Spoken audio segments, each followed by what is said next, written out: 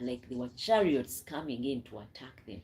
May God confuse your enemies today, and may He supply all your needs according to His riches in glory. Because our God can confuse our enemies and make them see things, hear things, in order for you to access that which is yours.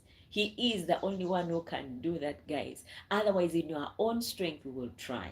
We will try to make life happen. We will try to see that things work out for our good. But if we walk with God, He will turn situations around. He will fool our enemies, make them see things that are not real, and make them hear things that are not there, and they will flee from us, and we will be able to get that which He has promised us. Now, these lepers are coming in. They had nothing to them, they had no chariots, nothing, but the enemies had and fled.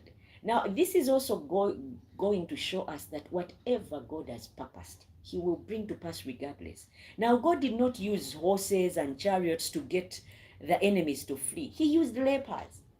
And the idea came to them that either way, if we stay here, we will die. If we go, we will still die if they don't show us mercy. So we might as well go. It has to get to that place where we are willing. That come what may, we will go and do that which we are supposed to do. If we get to that place, guys, things will turn around for us. They will just turn around for us. Now you see here in verse 6, it says, the Lord had caused the Aramean army to hear sounds of chariots. Remember, these are lepers coming in, but they were hearing sounds of chariots and a large army. So the soldiers say to each other, the king of Israel has hired the kings of the Hittites and the Egyptians to come against us. May God confuse your enemies today, that they will flee from you, and you'll be able to access and do that which God has called you to do. The lepers are coming, and this is just 4 of them. But the enemy's camp is turned to confusion into what they're hearing. God can cause people to see things. I've been in places where I think I've been accidentally mistaken for someone important, and I've been treated really well, because God, I think, can cause people to see you a certain way and to hear certain things that are not real. I've been treated in many cases highly, with high regard. And I think because I'm mistaken for, I don't know, maybe someone important, when I'm actually me and I'm not that important to anyone. But in places where you come in and want to sit at the back because no one knows you, but then you find yourself elevated. It is God who makes it happen, not because you're so dressed, you're learned, you're the tallest, you're the this or the other, whatever it is that we use as a scale for important people. God can just turn it and do it for you. Now in verse 8 it says, when these lepers came to where the camp began, they went into one tent, they ate and drank. Then they carried silver, gold, and clothes out of the camp and hid them. Then they came back and entered another tent. They carried things out from this tent and went out and hid them. Then they said to each other, we are doing a wrong thing. Today we have good news, but we are silent. If we wait until the sun comes up, we will be punished. Now let us go and tell the people who live in the king's palace. From this portion, guys, we learn that we shouldn't be the people who delight in only us having good things, succeeding, prospering. It should be one of those things that we want to share with others. If God has given you an idea that has helped you get over something, share it with others, because it is not good when God has opened your eyes towards a thing and you keep it to yourself. So like I come up with a cure for COVID, and I just make sure only my family gets the vaccine or the antidote, and others I watch as they die. That is not right, guys. What God has revealed to you, you share with others so that they may also be saved, so that they may also receive from whatever it is God has showed you. We see that these lepers first took the first time and the second time, until the third time one of them said, if the sun goes down and it gets out that this, we have done this, it will not be a good thing.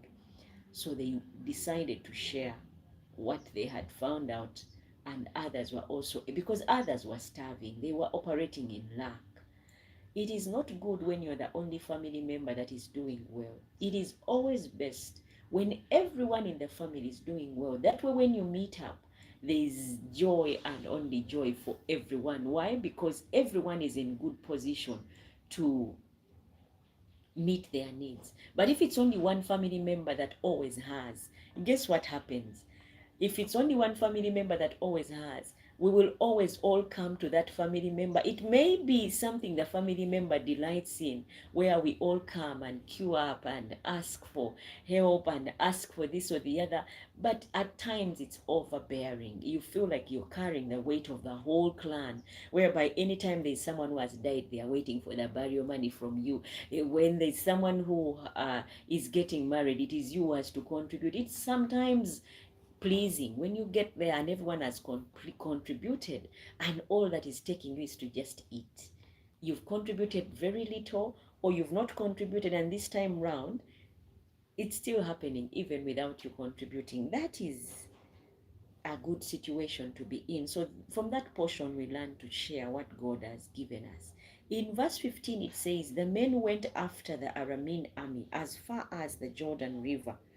All along the road there were clothes and weapons. The Arameans had thrown these things down when they hurried away. The messengers went back to Samaria and told the king.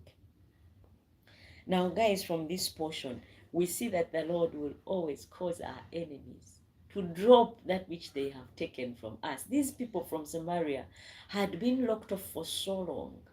They had no trade, nothing coming in, nothing going out. And so they were starving to the point that they were eating their children. They were eating dung of birds, which is not something that anyone should be going through.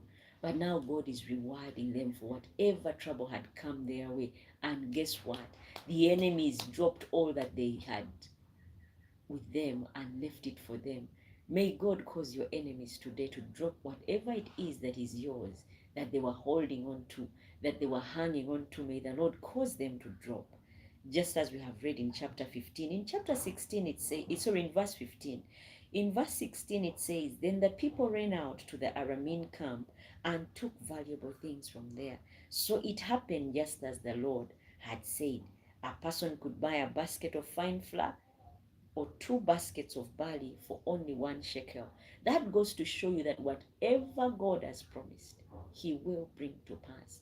Believe it or not, he will bring it to pass. Now it's up to you to believe and be a part of it, or doubt and not be a part of it, like the man that we are going to read about. God says this is going to happen, believe that it's going to happen, and so you'll be able to see it. But if you don't believe it, you'll not be able to see it as well. In verse 17 it says, there